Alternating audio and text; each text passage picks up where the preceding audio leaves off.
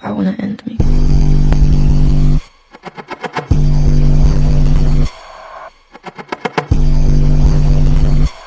I wanna end me.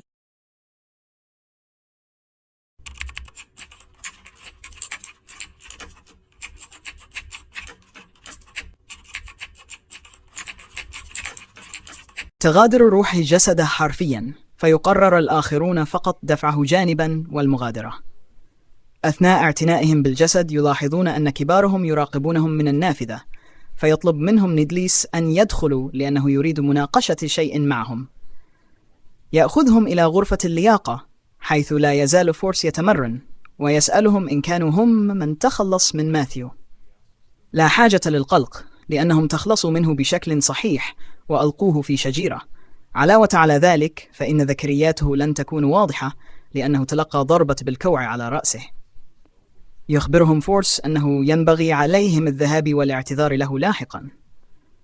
ثم يسأل نيدليس لماذا كان بحاجة إلى إذنه، ويسأله إن كان يستطيع إخبار المبتدئين بما حدث فعلا في العام الماضي.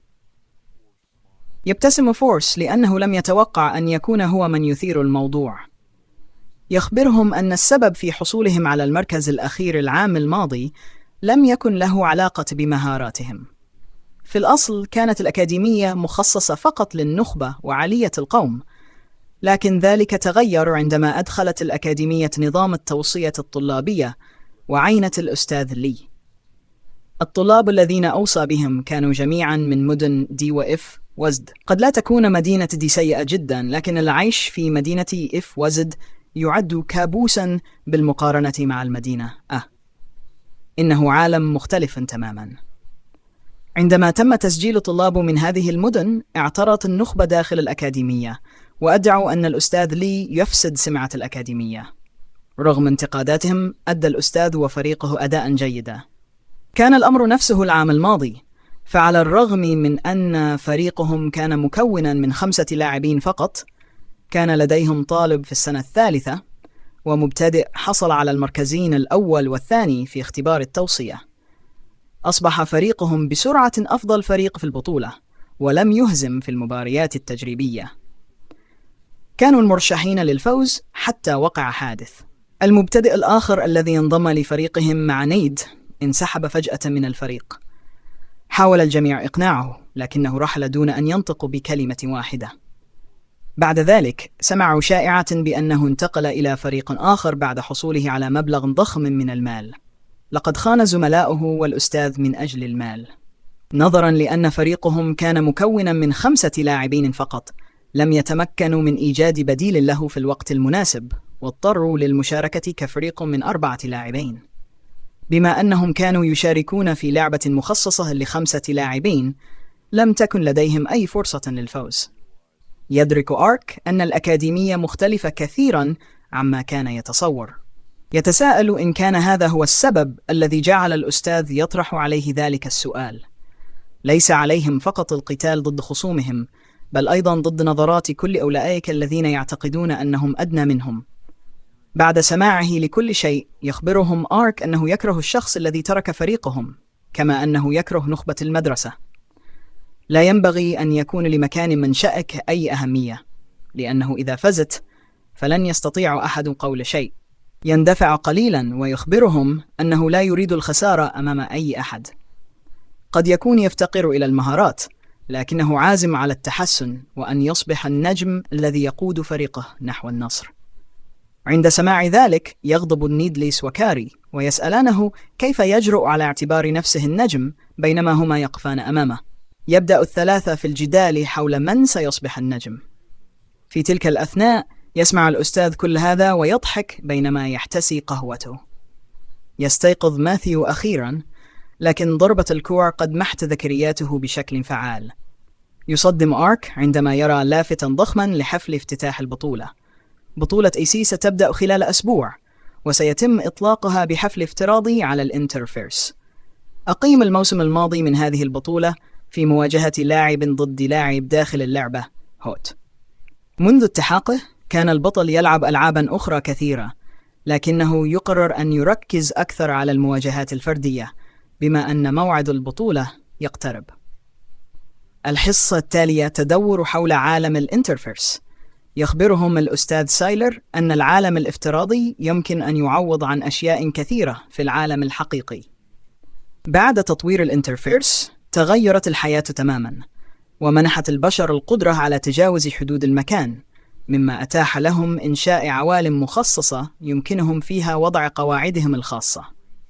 هذه العوالم تراوحت بين عوالم ألعاب وعوالم مكاتب، وظهرت أيضا عوالم تخدم وظيفة معينة فقط، وهو أمر لم يكن العالم الحقيقي قادرا على تقديمه. هذا منح المستثمرين الحافز للاستثمار في الانترفيرس، مما ساعد على تطويره بشكل أكبر.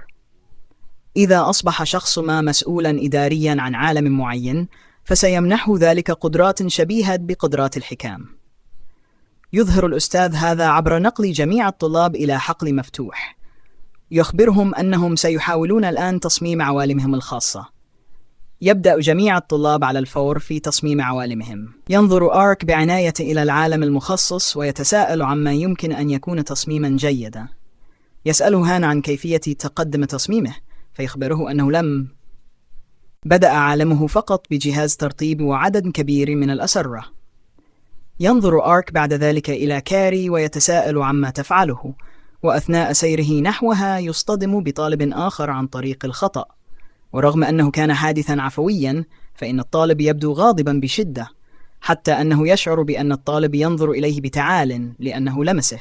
لم يدرك بعد، لكن لم يكن أحد يقترب من الطلاب القادمين من مدن دي وإف وزد، بل كانوا فقط يحدقون إليهم بنظرات باردة، وكأنهم يقولون لهم إنهم لا ينتمون إلى هذا المكان. يدرك آرك أخيرا أن هذا هو التحيز الذي تحدث عنه أسلافه. يرتدون جميعا ملابس الحفل لحضور حفل افتتاح البطولة بعد بضعة أيام.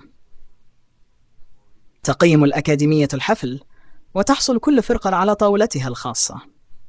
يخبر آرك زملائه أن عددهم قليل مقارنة بالفرق الأخرى، لكنه حين يلتفت إليهم يلاحظ أنهم منشغلون بالطعام أكثر من اهتمامهم بالفرق الأخرى. ينظر إليهم الطلاب الآخرون باشمئزاز، ويقولون إنهم غير مهذبين لأنهم يأكلون مثل المتوحشين، ويتمنى بعضهم أن يختفوا من الأكاديمية. أما المجموعة فلا تكترث بتعليقاتهم القاسية. يلاحظ آرك أنهم لا يعيرون الطلاب الآخرين أي اهتمام، ويعتقد أنه ينبغي أن يتعلم شيئا من هذا الموقف. لاحقا يعرض نيدليس عليهم قائمة الفرق المشاركة في البطولة. يقول إنه لا داعي لحفظ تفاصيل كل الفرق 10، فلم تكن لديهم مشكلة في الفوز على أغلبهم لولا نقص لاعب واحد. فقط عليهم تذكر 3 فرق تشكل تهديدا حقيقيا لهم في البطولة. الفريق الأول هو البوم الأبيض الذي حصل على المركز الأول في البطولة. إنهم فريق قوي جدا، ويملكون طالبا من السنة الأولى يتمتع بقوة خارقة. يدرك آرك أنه يتحدث عن فريق كينغ. الفريق الثاني هو الأفاعي العنصرية، وهو الفريق الذي ينتمي إليه ماثيو. هؤلاء سيفعلون أي شيء من أجل الفوز، كما أنهم ماهرون جدا، لذا قد يسببون لهم بعض المشاكل. الفريق الثالث هو الأهم، وهو فريق القروش المعدنية الذي حصل على المركز التاسع في العام الماضي. إنه الفريق الذي انتقل إليه زميلهم الذي خانهم. لم يتمكن من المشاركة العام الماضي بسبب العقوبة، لكنه بالتأكيد سيشارك هذا العام. عند سماع ذلك تظهر على آرك ملامح مرعبة، ويقول إنهم على الأقل سيسحقون فريق القروش المعدنية ليعطوا الخائن درسا. طاولة القروش المعدنية قريبة من طاولتهم، لذا يستطيع آرك رؤية الفريق. ولدهشته يلاحظ شابا يرتدي قناعا يبدو وكأنه هون، ولا يصدق أنه في نفس الفريق مع الخائن، وهذا يمنحه سببا إضافيا لتدميرهم. في هذه الأثناء يركز نيدليس انتباهه على لاعب آخر من نفس الفريق ينوي هزيمته. يبدأ ستاردست مضيف الحفل بسؤال الطلاب إن كانوا يستمتعون بالحفل، وقبل مراسم الافتتاح يبلغهم أن لديه إعلانا مهما. لقد حدثت بعض التغييرات في قواعد البطولة. ستلعب اللعبة في عالم هوت كما كان من قبل، لكن بدلا من نمط المواجهة 5 ضد 5 سيتنافس اللاعبون في نمط موبا. سماع كلمة موبا يعيد إلى ذهن آرك ذكريات مظلمة. المضيف لا يشرح الكثير عن هذا النمط لأنه شائع جدا، ويفترض أن جميع الطلاب يعرفونه بالفعل. يخبرهم أن المباريات ستبدأ خلال شهر، وينصحهم ببدء التدريب على نمط موبا، بينما لا يزال الفريق يحاول استيعاب هذا التغيير. يكشف آرك وكاري أنهما لم يلعبا هذا النمط من قبل، مما يثير صدمة جميع اللاعبين الآخرين، لأن النمط مشهور جدا. يشرح البطل أنه لم يكن لديه أصدقاء، لذا كان يفضل نمط المواجهة الفردية، بينما كاري لم تكن تريد تجربة أي نمط آخر حتى تحصل على المركز الأول في المواجهة الفردية. يطمئن كلاهما كبارهم بأنهم سيتعلمون النمط الجديد بسرعة. يعقد الفريق اجتماعاً رسمياً مع الأستاذ لمناقشة هذه المسألة. لم يتبقى سوى شهر واحد على المسابقة، فيسأل نيدليس الأستاذ عما ينبغي عليهم فعله، حيث بدأت الفرق الأخرى بالفعل في وضع استراتيجياتها. يخبرهم الأستاذ أن كل شيء سيكون على ما يرام، لأن نمط موبا لا يزال يحتوي على نفس الآليات الأساسية. سيعملون على تحسين العمل الجماعي 3 أيام في الأسبوع، أما في الأيام المتبقية فسيقومون بتعليمهم عن النمط الجديد. يعين الأستاذ فورس وجيني لتدريب كاري، بينما سيقوم نيدليس بتدريب آرك. في النهاية يدخل ال5 إلى خريطة موبا. بالنسبة لمن لا يعرفون، فإن نمط موبا يلعب بين فريقين من 5 لاعبين، والهدف هو تدمير قاعدة العدو المحمية بواسطة أبراج. هناك 3 ممرات رئيسية، وكل ممر يحتوي على 3 أبراج. تظهر وحدات غير لاعبة في هذه الممرات على فترات ثابتة، ويمكن استخدام هذه الوحدات للدفع نحو الأبراج وضربها، لأنها تعطي الأولوية لضرب هذه الوحدات أولاً. قتل وحدات العدو يمنح ذهباً وخبرة، مما يسمح للاعبين بالتطور أثناء اللعب. يرفع آرك يده ويسأل نيدليس لماذا لا يمكنهم التقتل في ممر واحد والدفع منه فقط. يجيبه بأنه لا يعد ذلك فعالاً، لأن الخبرة الناتجة عن الوحدات تقسم بالتساوي بين جميع اللاعبين الحاضرين، مما يجعل من الصعب الترقية. للفوز في لعبة موبا عليك جمع أكبر قدر ممكن من الذهب والخبرة والتفوق على خصمك. هذه هي أساسيات نمط موبا، ومع ذلك فإن نمط موبا في عالم هوت يضيف بعض المتغيرات الإضافية، إذ يمكنك أيضاً شراء العناصر داخل اللعبة باستخدام متجر موبا. تشترى هذه العناصر بالذهب الذي تحصل عليه من قتل الوحدات في المسار. بعد هذا الشرح المختصر، يخبرهم نيدلس أن الوقت قد حان للعب الحقيقي. ينقسمون إلى فرق مختلفة. كاري تذهب مع جيني وفورس، بينما يذهب آرك مع نيدلس. ينتقل الكبار إلى وضع المشاهدة لمراقبة كيف يلعب كلاهما. مع بدء اللعبة، يسأل أحد اللاعبين كاري عن المسار الذي تريده، فتختار المسار الأوسط لأنه يجعلها تشعر وكأنها بطلة. تتوجه إلى المسار قبل حتى أن تظهر وحداتها. يحذرها فورس من أنها ستهزم عددياً إذا دخلت إلى المسار دون وحداتها، لكن كاري واثقة في مهاراتها ولا تهتم. تهاجم اللاعب الخصم في المسار الأوسط دون أن تأبه بالبرج أو وحداتها، وتنجح بشكل مفاجئ في قتل الوحدة وتذهب مباشرة للقتل. بعد بضع دقائق من بدء اللعبة تحصل بالفعل على 7 عمليات قتل. ينبهر الكبار بمعدل تطورها، ثم تتلقى إشارة طلب مساعدة من زملائها في الفريق الذين يخسرون في قتال جماعي. يخبرها الكبار أن زملائها سيموتون جميعاً إن لم تساعدهم.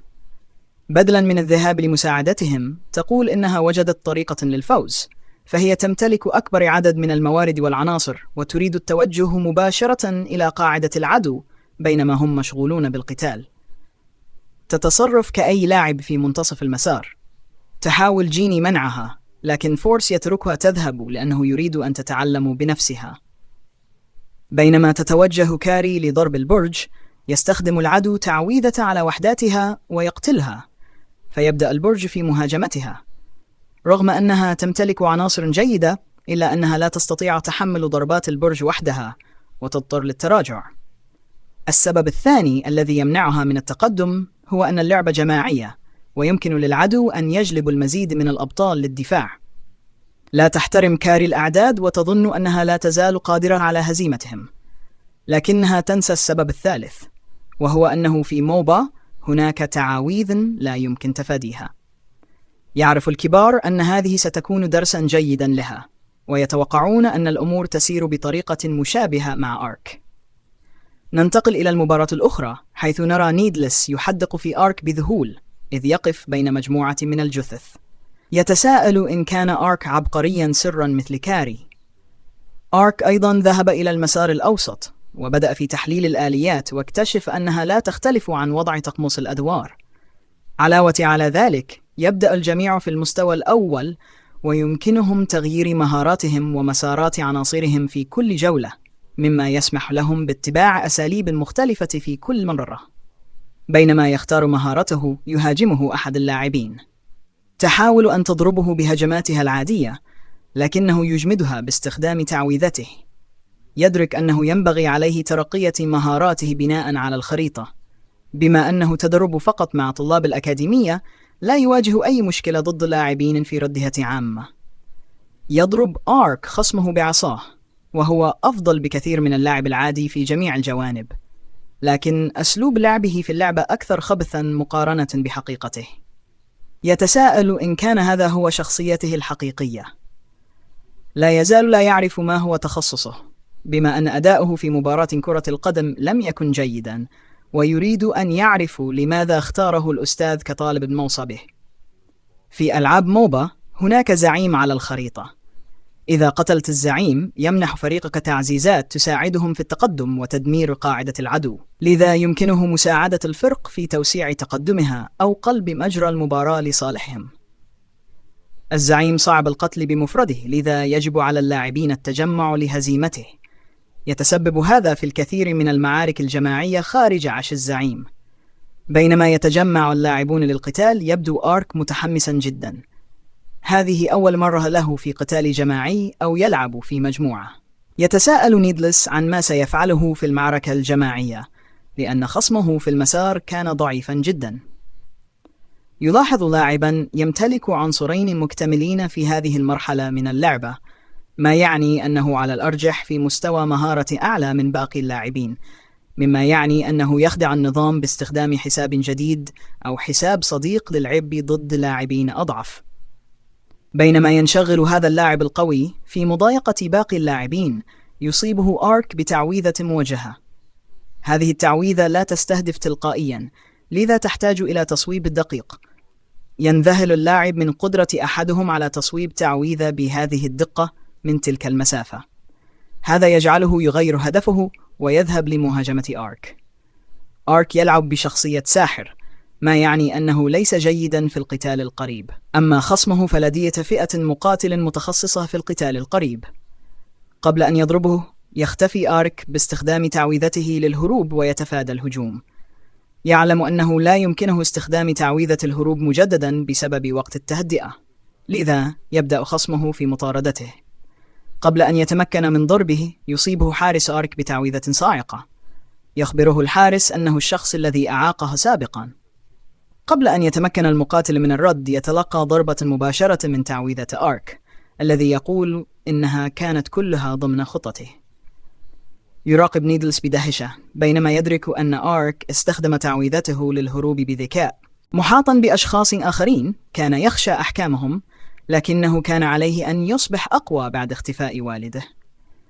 لم يرد أن يقلق والدته المريضة عليه، فقرر مواجهة مخاوفه مباشرة. بعد أن واجه مخاوفه، أدرك أنها لم تكن كما تخيل، وتلاشت كل توتراته. ومنذ ذلك اليوم أصبح لديه عادة أن يقرأ نظرات وتصرفات من حوله، وبعبارة أخرى أصبح بارعا في قراءة الجو العام. أصبحت هذه العادة من مواهبه في لعبة موبا، حيث كان يستطيع التنبؤ بما يفكر به اللاعبون. يتعمد آرك تجاهل اللاعب الأساسي في الفريق الخصم الذي يحاول مهاجمته، ويجعله يتحرك لموقع أمام زملائه الآخرين، مما يتيح له اصطفاف خصومه جميعا وضربهم بمهارته النهائية. يصدم نيدلس من هذا المستوى من اللعب، ويتساءل إن كان آرك عبقريا منذ البداية. بعد مباريات التدريب يجتمع الفريق مجددا لمناقشة النتائج، وكما هو متوقع يتحدث الجميع عمن حدث خلال المباراة. يحاول آركي أن يتصرف بتواضع ويقول إنه ظن أن الأمر طبيعي، فهو لم يلعب أبدا سوى بشكل فردي، لذا لم يدرك أنه يمتلك موهبة في الألعاب الجماعية، وهذا يجعله سعيدا لأنه اكتشف شيئا يجيده غير معدل التزامن الخاص به. تبدو مهارته الخاصة في إيجاد أفضل موقع لضرب جميع مهاراته في معركة جماعية. يبدأ في التفكير باسم لتقنيته، لكن قبل أن ينطق به يخبرهم فورس أن اسمها هو قراءة الجو. لم يكن آرك راضيا عن هذا الاسم لأنه بدا سخيفا، إذ أنه استغرق وقتا طويلا ليكتشف هذه الموهبة، وفي النهاية سموها قراءة الأشخاص. ومع ذلك كان سعيدا أخيرا لأنه لم يعد يعيق زملائه في الفريق. يسأل فورس نيدليس إن كان متأكدا من توزيع المواقع، فيرد عليه بأنه واثق بعد مشاهدتهما يلعبان.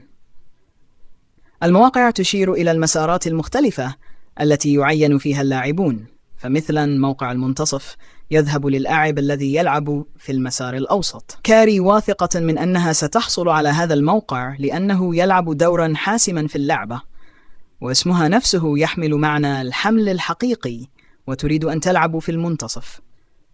لكن لمفاجأتها يفضل نيدليس آرك لهذا الدور، ويخبرها بأنها يجب أن تذهب إلى المسار السفلي فقط. يغضبها ذلك لأنها تريد أن تكون الشخصية الرئيسية في الفريق. في الصباح التالي يستيقظ البط مبكرا ليجري مع فورس، فقد طلب منه أن يتدرب معه لأنه يريد تحسين مهاراته الجسدية أيضا. يقول إنه لم يدعي أنه سيكون النجم دون أن يوفي بعزيمته. بعد بداية البطولة تصبح تدريبات النواه اليومية أكثر صعوبة. بعد حصته التدريبية مع فورس يدخل اللعبة ويتدرب في وضع موبا، ثم يشاهد الإعادات مع نيدليس للحصول على ملاحظات لتحسين أدائه. أما باقي وقته فيقضيه في المبارزات مع كاري التي لم تترك فرصة إلا وضربته بشدة. لم يكن هناك وقت للراحة في جدوله، لكنه مع موهبته الجديدة كان يستمتع بكل لحظة من لحظات قوته المتزايدة. أخيرا يتصل بهم الأستاذ ويخبرهم أن الوقت قد حان لأول مباراة 5 ضد 5 لهم. وعلى عكس مباريات الردهة العامة، من الضروري التواصل مع زملائك في مباريات البطولات، حيث يمكن للاعبين التواصل عبر إشارات داخل اللعبة. بينما يناقش الأستاذ توزيع المواقع، تفقد كاري أعصابها وتسأل لماذا لم تعين في منتصف المسار. تجادل بأنها أفضل من آرك في القتال الجسدي وغيرها من الصفات، لذا ينبغي أن تكون هي من تلعب في المسار الأوسط. يشرح لها نيدليس أن دورها هو الحمل، والذي يلعب في المسار السفلي، وعلى عكس لاعب المنتصف الذي يحتاج إلى أن يكون قويا من البداية، فإن الحمل يزداد قوة مع تقدم اللعبة. هذا يعني أنهم هم من يحددون مسار المباراة لاحقا. عند سماع هذا تغير كاري رأيها وتوافق على اللعب في المسار السفلي.